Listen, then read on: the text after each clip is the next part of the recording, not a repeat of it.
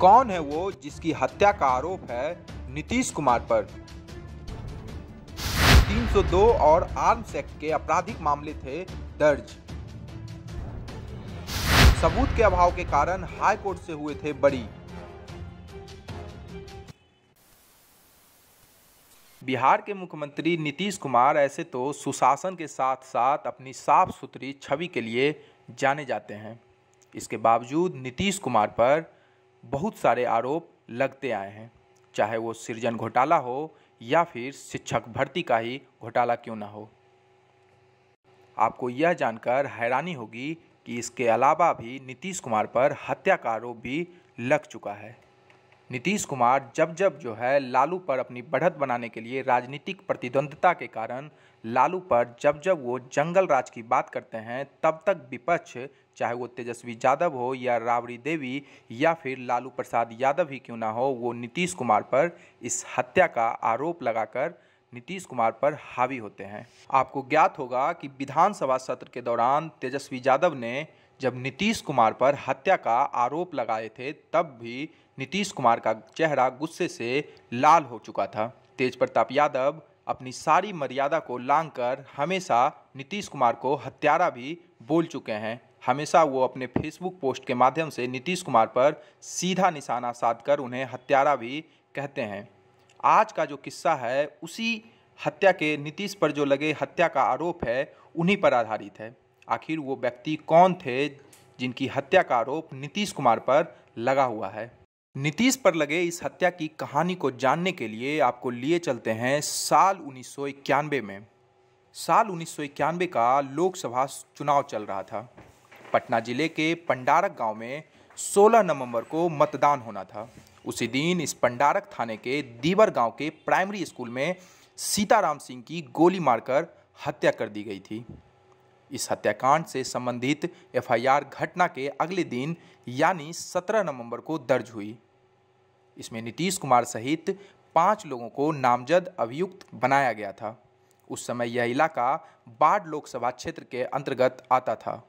तब नीतीश कुमार इस सीट पर जनता दल के उम्मीदवार थे।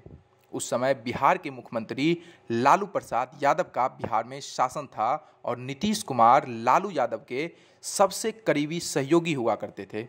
हत्या के चंद महीने पहले सीताराम सिंह की शादी हुई थी। सीताराम सिंह 4 भाई थे। उनके एक भाई राधा कृष्ण सिंह बताते हैं कि वो घटना के समय सीताराम सिंह के साथ थे। उस समय के बारे में वो बताते हैं, हम अपने भाई के साथ करीब शाम 4 बजे वोट डालने निकले। वोट डालने के पहले भी इस बात पर कहासुनी हुई कि हमारे बूथ पर किसे वोट पड़ा। इसके बाद हमने अपना वोट डाला। राधा कृष्ण बताते हैं, हमारे वोट डालने के बाद करीब 10 लोग पहुंचे। उनमें नीतीश कुमार भी शामिल थे। नीतीश कुमार ने बाढ़ के स्थानीय भाषा में पूछा, केकरा दिल्ली वोट हो? राधा कृष्ण सिंह ने कहा, कांग्रेस को। यह बताते हुए मेरे भाई ने भी यही कहा। उन्होंने यह भी कहा कि कांग्रेस को वोट दिया है तो आप क्या कर लेंगे। इसके बाद नीतीश कुमार ने मेरे भाई पर गोली चलाई और चलते बने। भाई आगे थे, हम पीछे। मेरे मुंह से निकला ही हमारा भाई मार दिया गया। वरिष्ठ वकील दीनू कुमार पटना हाईकोर्ट में इस मामले में राधा कृष्ण सिंह के वकील हैं। उनके मुताबिक राधा श्री कृष्ण ने नीतीश कुमार द्वारा गोली चलाने की बात पटना हाईकोर्ट में दिए गए अपने हलफनामे में भी कही है। उन्होंने इस मामले में हुई जांच और इसकी वर्तमान स्थिति के बारे में कहा। जांच के दौरान पुलिस ने कहा कि 3 अभियुक्त ऐसे हैं जिनके डर से कोई गवाही देने के लिए तैयार नहीं है।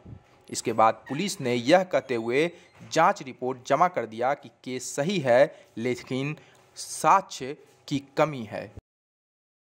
16 नवंबर को सीताराम सिंह के मौसेरे भाई अशोक सिंह वारदात के समय मौजूद थे, जो इस समय हिंसा में घायल भी हुए थे। उन्होंने इस रिपोर्ट के खिलाफ शिकायत याचिका दायर की।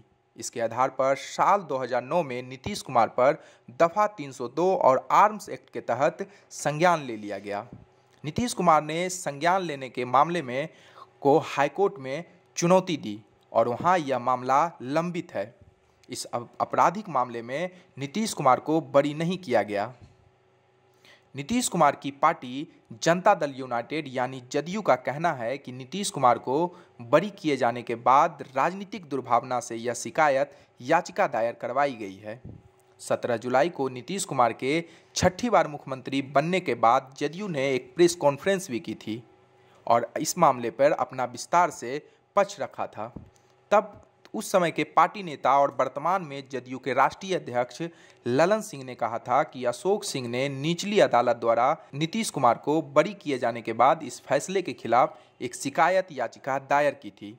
अशोक सिंह ना तो मामले की जानकारी देने वाले थे और ना ही गवाह। ललन सिंह नीतीश कुमार का बचाव करते हुए कहते हैं, इन सब के पीछे राजनीतिक साजिश का इशारा करते हुए कहा था। अशोक सिंह के बाद अदालत में हलफनामा दायर कर यह कहा गया कि अपहरण कर मुझसे सादे कागज पर दस्तखत कराया गया था और इस दस्तखत के सहारे शिकायत याचिका दायर की गई थी। फिलहाल हाईकोर्ट ने सबूत के अभाव में नीतीश कुमार को इस हत्या के आरोप से बाइज्जत बरी कर दिया गया है। ऐसे ही रोचक किस्से और पर्दे के पीछे कहानियों को सुनने के लिए देखते रहिए किस्सेबाजी भारत लाइव पर। अगर ये वीडियो पसंद आई और वह बिहार के राजनीति और बिहारियत से सरोकार रखेनी तो सब्सक्राइब बटन दबा के चैनल के सब्सक्राइब कर ली। ओजे एगो घंटी बा, ओकरा बटन दबा देला से कुल सटीक और मारक खबर रुआ मुफ्त में मिल जाई। अगर रुआ पत्रकारिता के हमनी के नया प्रयोग में सहयोग कर चाहतानी तो ज्वाइन बटन दबा दी। पेटीएम नंबर नोट कर ली 9386816700। धन्यवाद।